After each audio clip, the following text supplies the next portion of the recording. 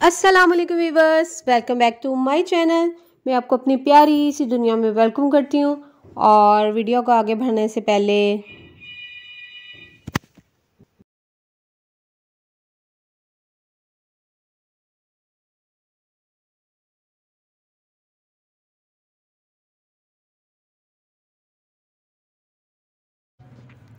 जी viewers, और आज की मेरी वीडियो जो है, आज का मेरा व्लॉग वो मैं आपके साथ शेयर कर रही हूँ। सर्दियों की महा सफाई जिसको कहते हैं हम लोगों ने की, और जनाब सर्दियों को हमने वेलकम किया और डिटेल वाली सफाई की।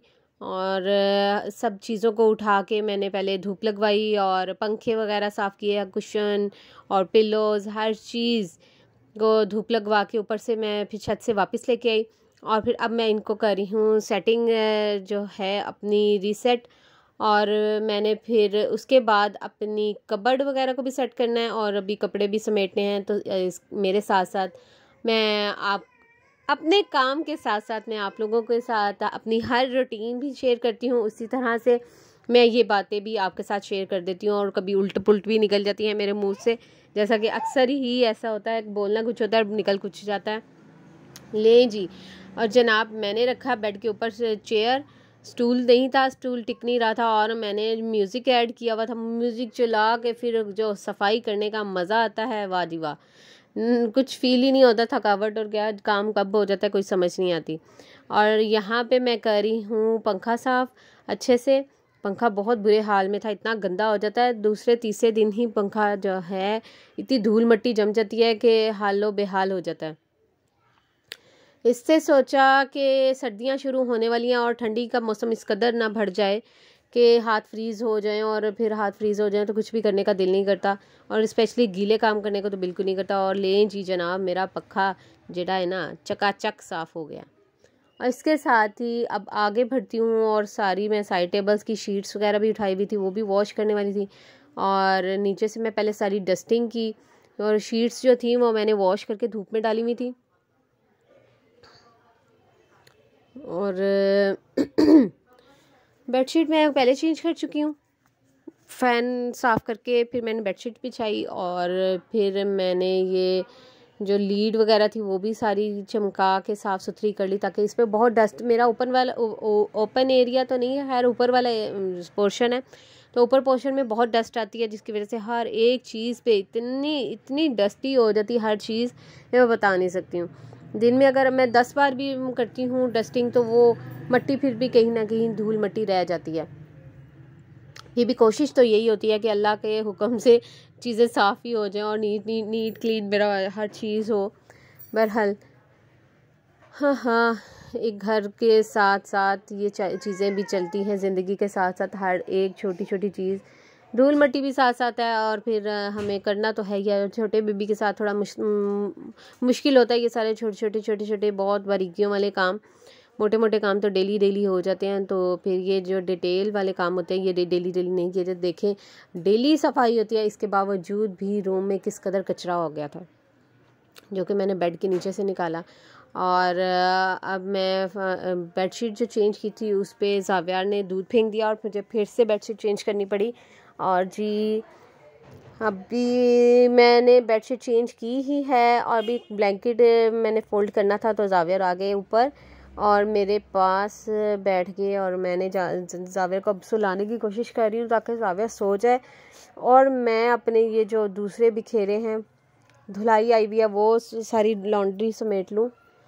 और जी इसके बाद मैंने समेट के जल्दी फ्री हुई और खाना खाया, और मेरी सिस्टर की कॉल आ गई कि हमें मार्केट जाना है शॉपिंग के लिए।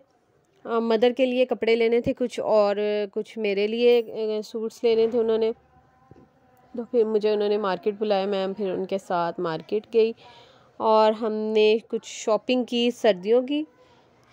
और जनाब इतने मज़े के कपड़े, लॉन की बड़ी अच्छी कलेक्शन, इवन के सीज़न ऑफ हो चुका था, बड़ी अच्छे लॉन के कपड़े भी पड़े थे, और ये लीलन के 2 पीस सूट्स भी काफ़ी अच्छी रेंज में पड़े हुए थे, बड़े मुनासिब रेट्स में। बहरहाल हमें उनमें से कुछ पसंद नहीं आया, लेकिन फिर हम लोग वहाँ से दूसरी शॉप पे गए, उनके पास भी बड़ी अच्छी कलेक्शन पड़ी हुई थी। लीलन में, और डिफरेंट आजकल तो नए नए स्टफ़ आए हुए हैं कि इंसान भूल जाता है। मैं तो भूल जाती हूँ डेली डेली कि कौन कौन सा न्यू स्टफ़ आया हुआ है, क्योंकि मेरा मार्केट में जाना थोड़ा मुश्किल होता है, बड़ा कम ही जाती हूँ मैं तो मार्केट।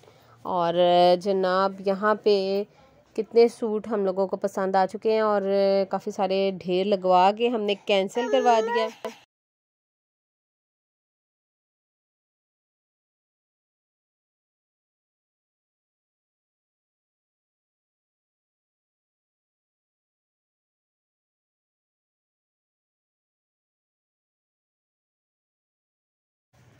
लेकिन अल्लाह का शुक्र है, फिर भी हमें बड़े मुनासिब और बहुत ही प्यारे प्यारे सूट्स मिल गए, और जितनी रेंज सोची थी उसी में ही मिल गए।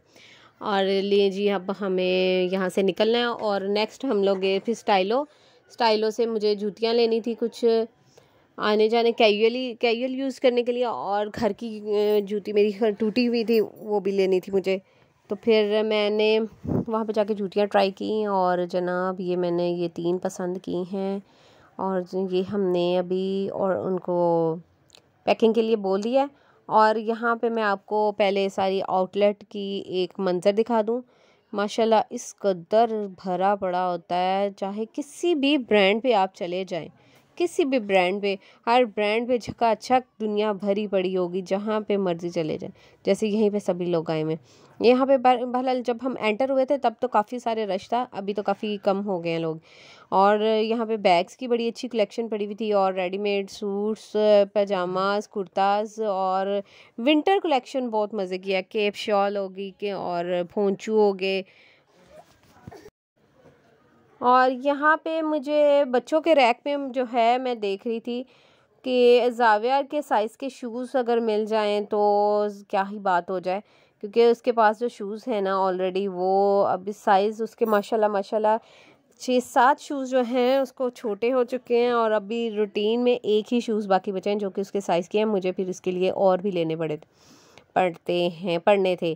तो फिर मैंने वहाँ पे देखे, मुझे ये 3 शूज़, एक ये बहुत लाइट वेट था, और वो जो लाइट्स वाले थे ना वो फिर भी थोड़ा सा वेट में था। आजकल मैं ज़ाविया को अभी तक तो लाइट वेट शूज़ और सैंडल्स पहनाती रही हूँ, तो मुझे ये दोनों बड़े अच्छे लगे।